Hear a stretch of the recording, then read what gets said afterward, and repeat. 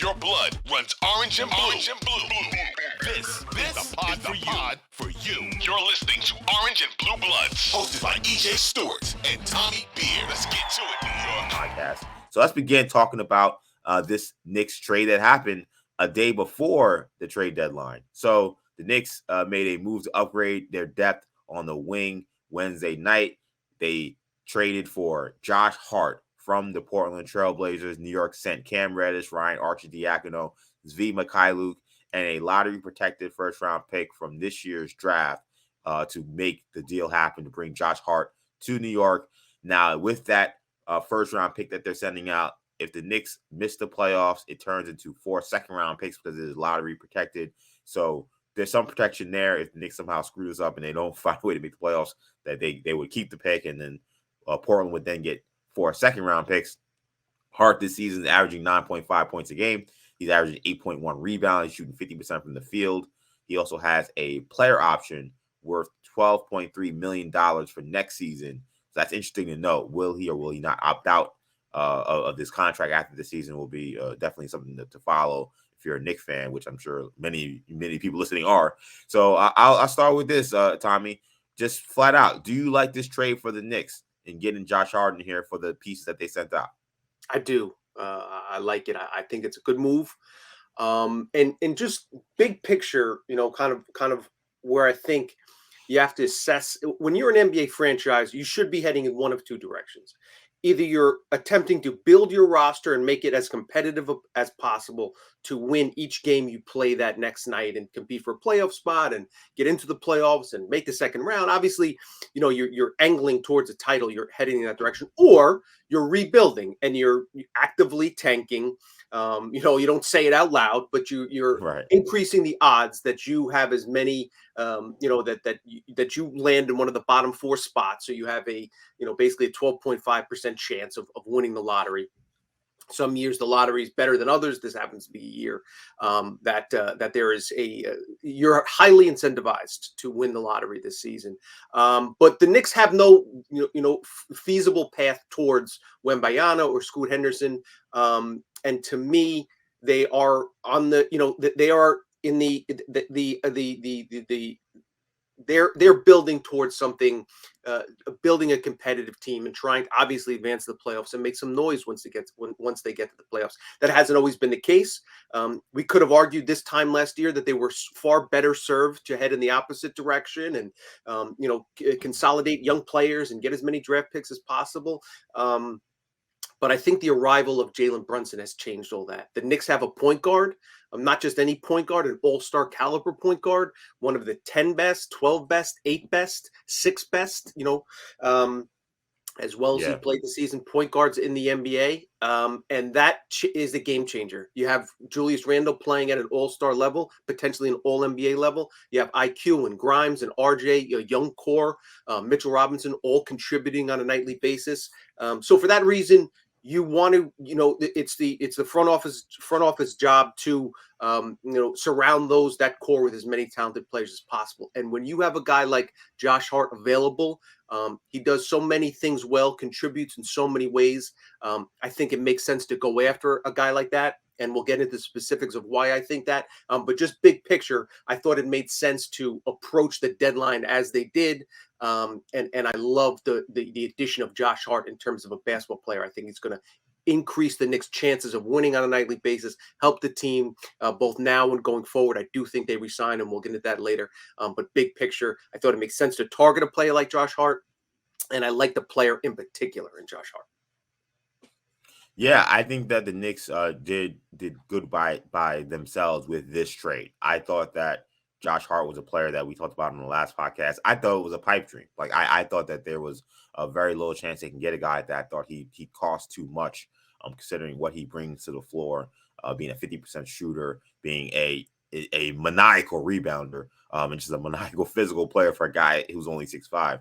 I just didn't think that the Knicks would be able to get him, considering that they may have to give up maybe Obi Toppin in the first or something like that. I just didn't think Knicks would do something like that. So the fact that you bring in a guy who, number one, is a top-notch character guy, a guy who whenever you make a mid-season trade, it's always important what kind of character you're bringing in, because they could very much alter the chemistry of your team. Now you're bringing a guy, Josh Hart, who's always been a leader wherever he's gone. I talked about in the last podcast how much Chauncey Billups valued Josh Hart as a professional and why they kept playing him throughout the end of that last season when they were, in theory, maybe should have been tanking, and why they even brought him in that CJ McCollum trade. Like, Josh Hart is a A1 dude by almost all accounts of people who played not just in the NBA, but also back to his days at Villanova. So I love that. The player you're getting is, again, kind of like a true Knick in many regards. Like he's physical. Like he's an excellent rebounder. He's found a way to contribute offensively, even when his three-point shot has kind of gone a little bit awry this season. He's only shooting 30%, and last year he shot 37%. So you hope maybe he can get those numbers back to where they've been, but he's still finding ways to contribute. And I just feel like he's the kind of guy, when you pair him with some of the guys the Knicks have, they needed a guy like this. They needed another wing. The fact that they kept playing Fournier whenever RJ would go down or somebody would go down, it didn't burn them in the Sixers game, but it has burned them a lot this season. And because Cam was basically a nobody for the last 2 months, whether he wasn't getting on the court, regardless of anybody getting hurt or anything happening, they needed another guy who can go out there and guard some of these wings. And the fact that you get a guy in Josh Hart who may be undersized but doesn't play like it. He's 6'5", but I mean he's 6'5" in the same way that PJ Tucker is 6'5". I mean he's a big guy. He's a physical player. So I really like this trade for the Knicks. He's 27 years old. He's entering the prime of his career. I don't think there's any reason why the Knicks shouldn't be able to bring him back, whether it's on a new deal or I just think there's a chance that maybe he opts in. Maybe that's why the Knicks made this move, because when you do give up a protected first for a guy who's on an expiring contract, a little bit of a risk there, but I still like the move.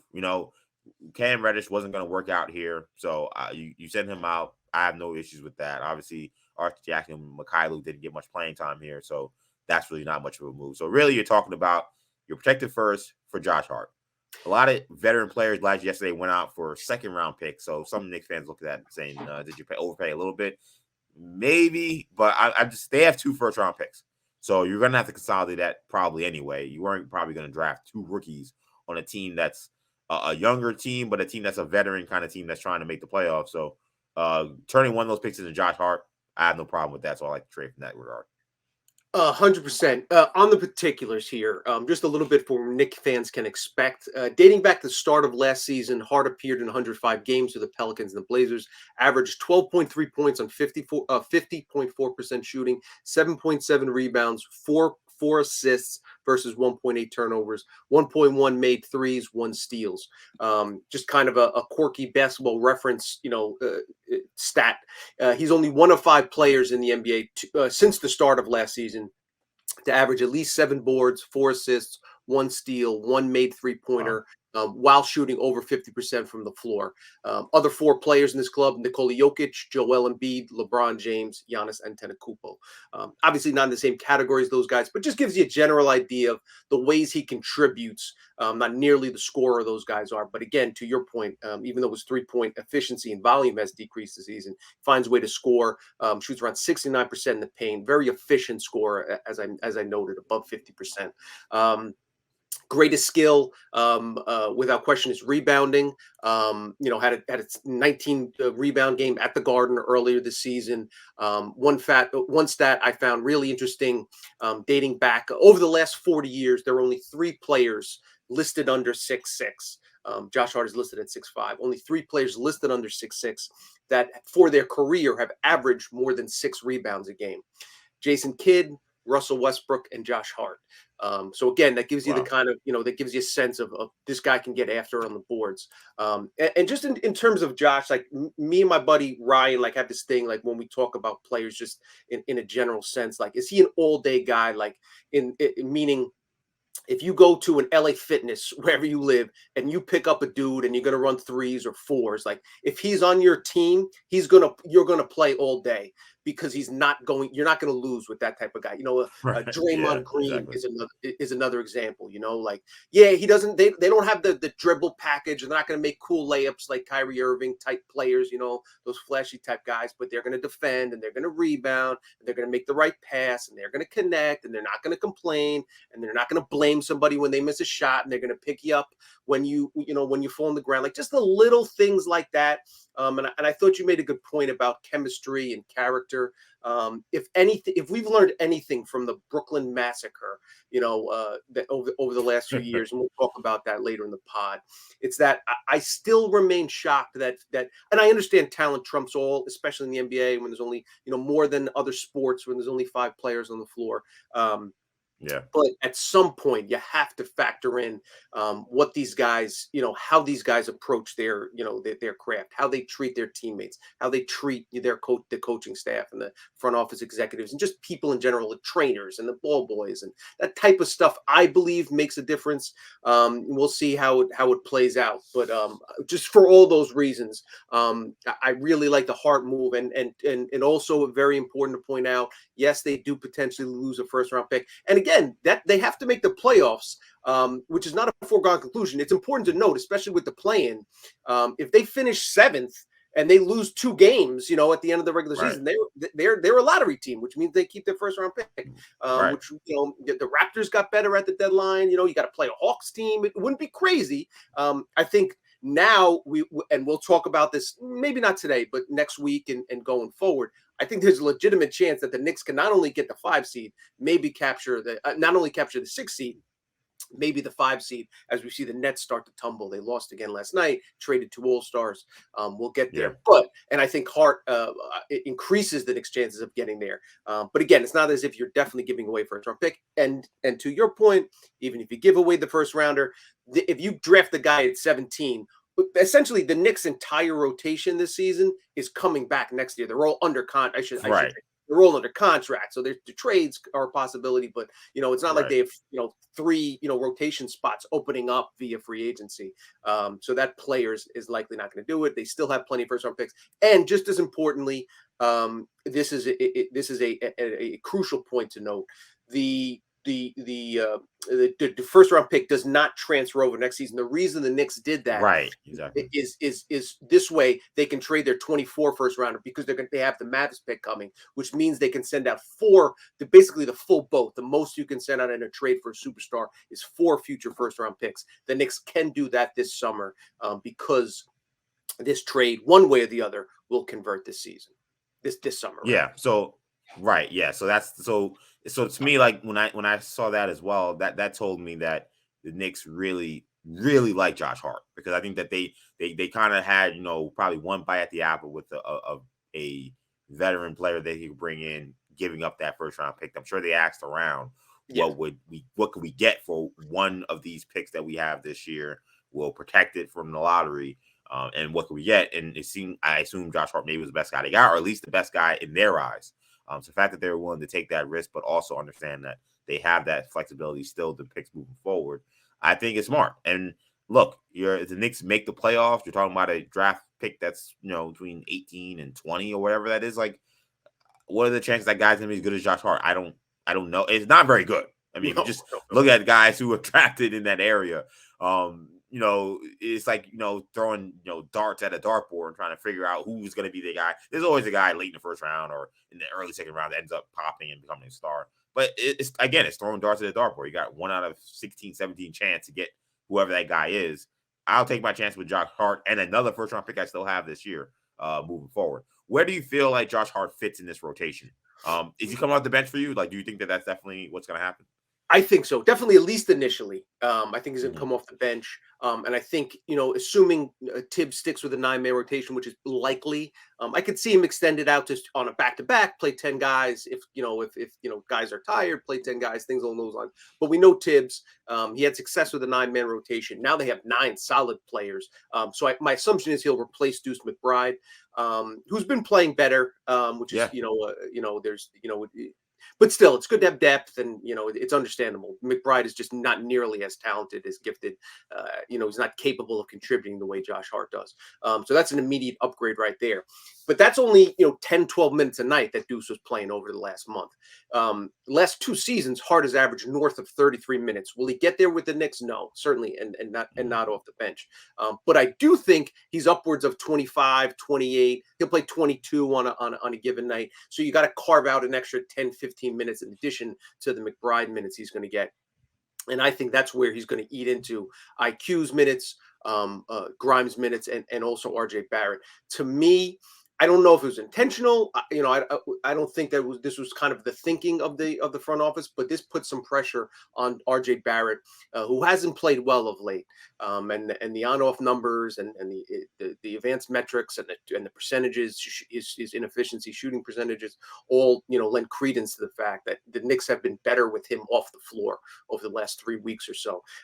And now he has real competition for minutes. I mean, because when you think about it, what does RJ Barrett, who's still young and still growing and will become a better player? Obviously, the Knicks hope so. They signed him to a 4-year contract, and I think most basketball observers would agree. He's better than he showed this season. Certainly was on that trajectory coming into this season. What does he do better than Josh Hart at this moment? Hart's a better rebounder. Hart's a better passer, better connector. Hart's a better defender, a more versatile defender. So is RJ a little better scorer? Probably. But Hart's a far more efficient scorer. So there's just, and Hart's the type of guy that probably fits in a little better when you have 2 ball dominant players in Brunson and Randall. So there's just a lot, and Hart's the type of guy that Tibbs is going to fall in love with. So I think RJ's minutes could see the biggest hit out of that trio of IQ, Grimes, and RJ. Yeah, I mean, I think RJ is a I kind of pause to say this, but I think he's probably a significantly better shot creator. But I do feel like for this team, when you have Brunson and Randall, another shot creator in the starting lineup or even in the closing lineup might not be as coveted or as necessary as maybe one would think, because Brunson and Randall have played at such a high level. So in certain situations, would you prefer to have a guy who can just stick on one of the other team's best players, whether that be a Jimmy Butler in the playoff series, whether that be maybe James Harden, that's going to be a real important question with the way RJ's playing defense. I do think that that's something to note. I do wonder, I do agree. I think he comes off the bench. I don't think they're going to bench RJ, because I just don't think they're going to bench him. I just think there's too much money invested. That's not going to happen. But I do wonder what happens if they do stick with 9 or do they go with 10, given how Deuce plays. I think I tend to agree with you. They'll probably stick with 9, but I don't think it's crazy that he may go to 10, at least to start. Because, Tibbs is, I think he's going to love Josh Hart, but we do know he's kind of slow to maybe warm up to a new player on his team. We saw, Cam Reddish couldn't get on the floor for a month before when he got traded. So I wonder if maybe he'll kind of ease Hart in slowly and still keep Deuce McBride in there. But I also wonder if Hart's ability to rebound will, maybe I'm saying something that's ridiculous, but will maybe edge Tibbs to be more inclined to play smaller. The one thing he's always said about the fact that he didn't want to play small was that he felt that they would have no rim protection, which Josh Hart's not going to help you with that. But he's also said they won't be able to rebound. And that's one of the Knicks' biggest strengths, one of the best rebounding teams in the league. Will he feel like in certain instances, hey, I can play smaller because Josh Hart, it doesn't matter who's on the floor. He's one of the best rebounders on the floor of all the 10 guys playing. So I kind of wonder if maybe we could see more top end Randall minutes. Could we see maybe RJ more at the 4 in certain instances? I that's the one thing I would wonder about this Hart move, if it inclines Tibbs to decide to play smaller at some point. I think so. Yeah, one thing that's clear is is Tibbs is going to have to get creative a little bit, and that's not always been his greatest strength. We'll see how he adjusts. But yeah, I agree with you. And the benefit of Hart is the Knicks needed another player that could enter the rotation, because not only is we've talked about it a ton. Randall's played too many minutes. Brunson's played too many minutes. This allows you can play Hart at the 4. We talked about how good a rebounder is against smaller lineups. He can play some time at the 4. He can spend some time at the 2. When Hart's on the floor, you can give IQ some extra minutes at point guard, which means you can reduce Brunson's minutes. So this ideally should there's ripple effects here that allows that gives Tibbs another opportunity to play a player he trusts. Instead of that 6 core, the 6 starters, now we have 7 starters, however you want to phrase it. But I think the kind of the ancillary benefits are the reduced minutes for Randall, 2 or 3 minutes less a night, for Brunson, 2 or 3 minutes less a night. And I think that will benefit the team going forward, both immediately. So those guys are fresher in the fourth quarter, and obviously long term over the final 2 months of the season as their playing time gets kind of just a touch, 2 or 3 minutes a night less could prove beneficial down the road. And one last thing on this trade, talking about the pieces that went out, and Cam Reddish being obviously the main one outside of the first round pick. Cam Reddish has his fans in this Knicks fandom. Like, there are a lot of people who felt like Cam got a raw deal, that Cam could have definitely contributed on this team. Where do you see where his career goes now that it ends up in Portland? Portland's kind of a weird team when you look at their roster. They have a lot of young players, guys that you're kind of like banking on maybe that they could turn their careers around and do something, or even young guys like a Shaedon Sharpe who we don't know much about from his college days because he didn't play much, but is a developmental guy who was a big time high school prospect who's played pretty well for them in his rookie year. Where do you see how Cam Reddish fits on Portland? Do you feel like you'll see a lot from him and see the growth that maybe people hope that he'll have? Yeah, Wednesday night, I would have said I'm very interested to see what happens with Cam in Portland. Then the Blazers traded for Matisse Thybulle on Thursday afternoon, and for me, no question, I'd much rather. I never understood why Thybulle couldn't crack that rotation in the Sixers, in Philly consistently. Seemed like a great piece to play alongside Harden and Embiid. And every time I watched him, was such a good defender. It's all NBA potential defensive ability. I understand he needs to shoot better, but there's been players in the NBA that are bad shooters and still find ways to contribute. So I was surprised that Philly gave him up. They did get Jaden McDaniels, so I thought that made sense from a Philly perspective. I don't know what Charlotte's thinking, but Thybulle is one of those guys that I thought was one of the buy low opportunities. I just needed a kind of a fresh start, and I think he'll get it in Portland. So for that reason, I think he's going to get the lion's share of minutes, especially when you consider the players he'll be playing alongside in Portland. Dame Lillard, Anthony Simons, these guys are scorers, not defenders. So when you have those guys, Nurk, when you have that type of offensive, talent on one end of the floor, he would complement those guys really well. Again, as far as Reddish is concerned, the rumblings in and around the organization was this guy just didn't bring it. One thing, you talk about Hart and the culture. He's a guy. The Knicks have developed a culture. They're going to compete. They're going to defend. It's not always going to be pretty, but they're going to grind out wins, and they're going to try. They're going to beat you with effort. And from people in and around the organization, you just hear that Cam would play really well in games and some games then have off, play, really compete in practices on some days and then just not show up the following day. So that type of stuff, that professionalism is required to really be a star in the NBA. Now we've seen 2 organizations give up essentially on Cam Reddish, who's still young. This is the 3rd act of his career, but he kind of needs to establish himself there, and he'll get an opportunity in Portland. We'll see what happens. But, to your point, and I understand that some Knicks fans were, this is essentially you're giving up 2 draft picks for Hart because you gave up a first. That was a sunk cost. So you can't compound that mistake. So I have no problem with the Knicks parting ways with Cam Reddish. Yeah, exactly. I mean, you can't cry over spilled milk, as the saying goes. Like, they gave the first for Cam. It didn't work out for this coach and this team, and I can go on and on about how I'm not the biggest fan of this coach, clearly, as anybody listens to this show.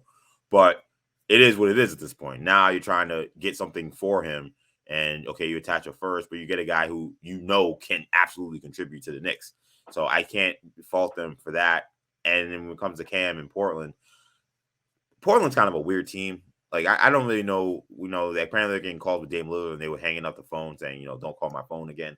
Like, so Dame Lillard, I guess, is still off the board. They don't look like a team that's definitely not a definite playoff team. I mean, maybe they find a way to play in and we'll see what happens. We know Dame Lillard in a 1-2 game situation probably is a dangerous player, but and I always liked Anthony Simon. So they had a really talented backcourt, not much defense, but they could definitely score. But then the rest of their team, I like the Jeremy Grant move, but it just doesn't seem to have really resulted into wins. So we'll see. I mean, I think they kind of what we've seen them do recently with some of the players they've drafted, like a Nasir Little, and I mentioned Shaedon Sharp. Like, I just think they're taking guys who have been seen as talented guys who maybe for whatever reason are being underrated, and they're just taking a flyer. And Cam, to me, is in that same boat. I do think that the Thibault move is interesting because in some ways I feel like they kind of replaced Hart with a younger Josh Hart. Like Thibault maybe isn't as definitely not as efficient a scorer, but he brings the same level of defense, same level of professionalism. So like it's funny that they got a guy who essentially reminds me a lot of the guy they lost. We know one thing, that Adam Silver in the league office is hoping that the Blazers moves don't work out, because if the Lakers are going to move into that top 10 spots, they got to replace one of those teams.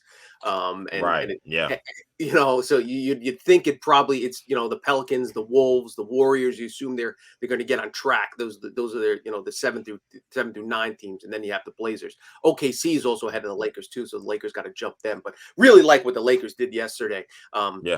My only concern is it a little bit too little too late? They lost again last night. Is LeBron going to be healthy? Like, they could play really well and still miss the playoffs. Or, in best case scenario, I think at this point is they, finish one of the 9 or 10 teams. And then it's a one and done. Listen, do I think they could win one game and then win another game and win a first round series? Absolutely. Probably be favored if they come out of that play-in tournament. But again, there's a lot of kind of up in the air. So we'll see how that plays out. Yes, we will. We'll be talking more about some of these other teams on this trade deadline. But before we move on,